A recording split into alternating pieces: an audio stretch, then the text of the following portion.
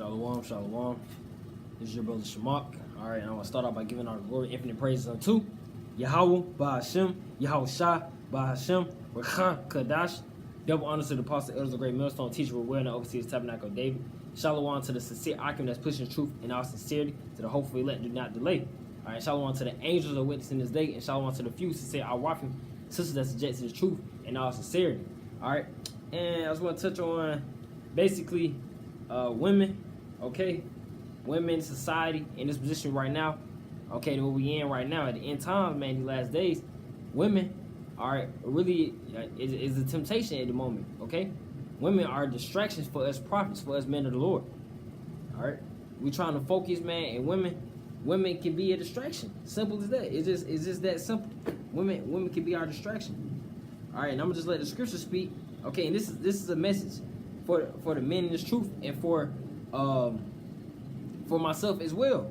All right, women can be our distraction, man. That's why it's best to just give yourself reminders through the scriptures. You filter everything through the scriptures. When you constantly dive into the scriptures, you remind yourself of several accounts and situations that'll help you stay rooted, stay holding fast to the spirit and the faith, the doctrine. You know, these are things that keep you upright in the spirit. You know, things that really matter, because the women and really other things in this society, in this world today, is temporal. Okay, everything you see is temporal, because you know truly faith is unseen, and that's the truth. That's the things that are unseen. That's internal. All right. This is Sirach chapter 19, verse 2.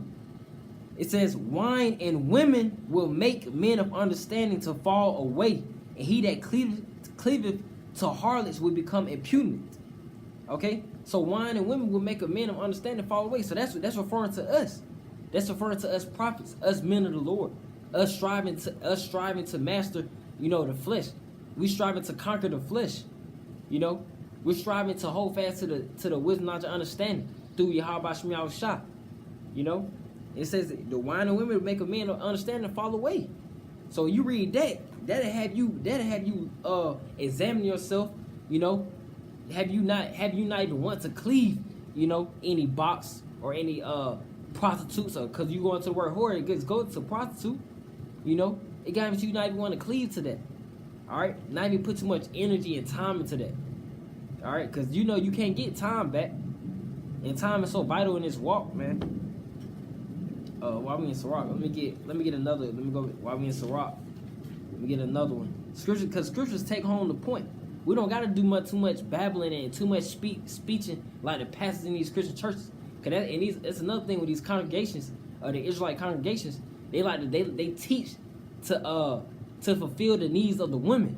That's why that's a red flag when you see women in the congregations. This truth is truly for the men, okay? And then when you seeking to please the women, hey, that's why your doctrines it sounds compromising. You know, it sounds very compromising, man. And you can tell. You learn, you see through experience as well. Okay, so this is Sirach chapter 9, verse 8. "Turn away thine eye from a beautiful woman, and look not upon another's beauty. For many have been deceived by the beauty of a woman. For herewith love is kindled as a fire." We can be deceived by the beauty of a woman, man. A woman can look blameless and innocent, okay? But she can have demons. You know, it can be a snare unto you. You know, she can have complete demons, man. Okay, and truly can distract you from the word, because women gonna want attention. That's why it can be your wife can be a burden on you in this truth. And I can speak from experience. You know, it can be a burden. My spirit grew once I put that spirit up off you. Okay, because I thought you listen to what the scriptures say. Because and truly in this walk, man. Your woman should take heed to you, honestly, and because we not like these simp niggas in this world today. In this world today, this world teaches you to bow down to a woman, get on one knee, get the approval of a woman. You know, your woman must agree with you. No, and it's truth, man. You understand the scriptures push you to be a man. Truly, have you in that regal mindset, that king, that rulership mindset of how it's supposed to be. All right. This is Sirach. This is what I read. It gave me strength, you know. This is Sirach chapter 25, verse 26. Um, it says, if she go not as thou wouldest have her, cut her off from thy flesh and give her a bill of divorce and let her go. Okay, give her a bill of divorce and let her go. Okay, cause hey, bro, she not under your what's the word for it? Your basically obedient to you. Okay, then you gotta let it go, man. Don't allow it to be a burden. And same with these other prostitutes and whores out here, bro. Don't allow that to be a burden on you in this truth. You know, and for you to have that discernment, you know, you say Tawadi Haba Shmyal Shah. For you to recognize certain things, hey, Tawadi Haba Shmyal Shah. Okay, because they could just snatch you up, man. Have you worried too much on trying to please the women? And that's spoken about what Paul spoke about that as well. Let me get while we in the park, hold on, let me get First Esdras. Cause like I said with these simp niggas, man, have you tripping? Have you out here tripping? I'm going to First Esdras, I'm in Second Esdras. First Esdras chapter 4, verse 26. You know, people lose their minds for these women, bro. Just cause you got the nice bodies and whatnot, the beauty. It gets sick. Hey, you could sometimes you feel it in your chest when a bad you know, they say in the word a bad bitch walk by. You know, a beautiful woman. It's temptation. It's tempting. For real, it'll take all your time and money. Alright? This is First Ezra chapter 4, verse 26. It says, yeah, many there be that have run out of their wits for women and become servants for their sakes. This world today, bro, they serve the women, bro. Babylon serves the women. Babylon is the great whore. You know, they serve the women in society. It teaches you to, that's why, bro, it's simp niggas, man. Okay? That's not what we are in this truth. We don't allow the women to take the strength of our spirit. Okay? To take the focus of our spirit, man. We focus on Yahweh Shemiah Shah. Okay? This is first priority. We don't focus on the money, the riches. The money and the riches, that's what attract the women. Okay? The carnal things attract the women. Alright? And we really don't have that luxury in this truth. You know? And if you do have that at your disposal, you know, you gotta know how to balance that.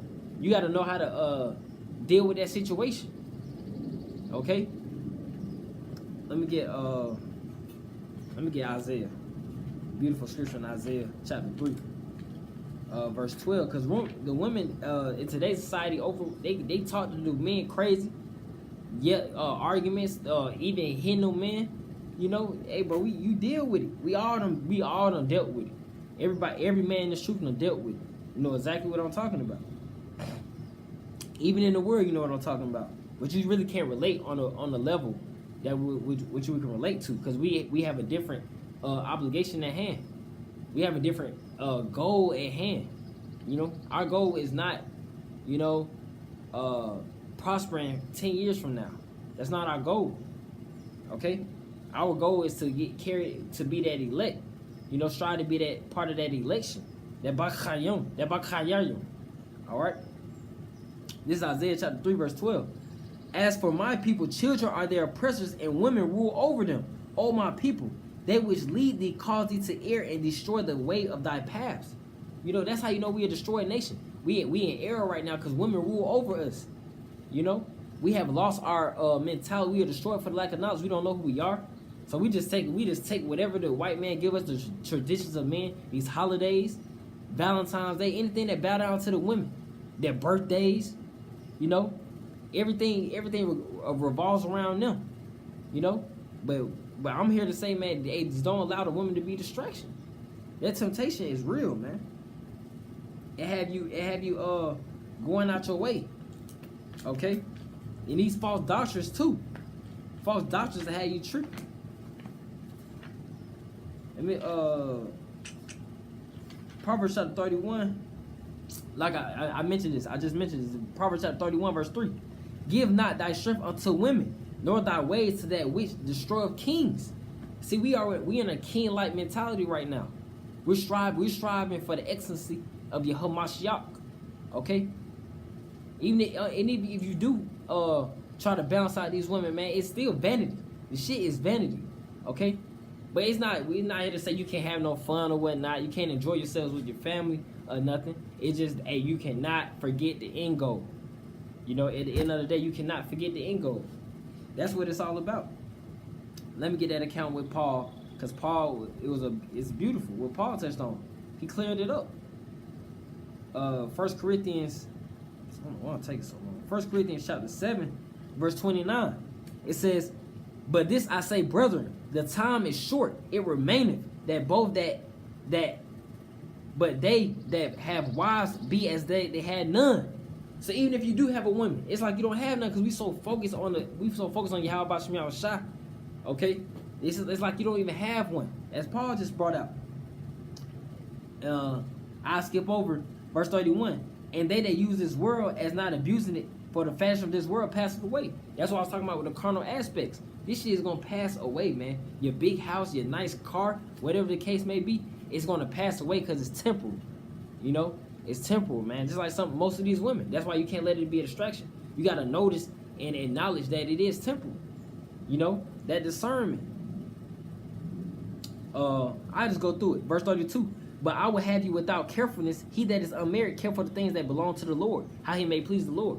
See, me experiencing relieving that burden of me in the past, it had my spirit grew. My spirit grew, and I had to recognize that I just had to go through that trial. I had to go through that experience. You go through the word experience, it goes to trial, test. I had to go through that test. You know, so now that I know, it's like, okay, you think back to that. You don't want that burden on you again. Okay? Verse 33. But he that is married care for the things that are of the world, how he may please his wife. You gotta deal with your wife. You know? You don't want to deal with no damn dragon in the house, as the scriptures say. You know? Verse 34.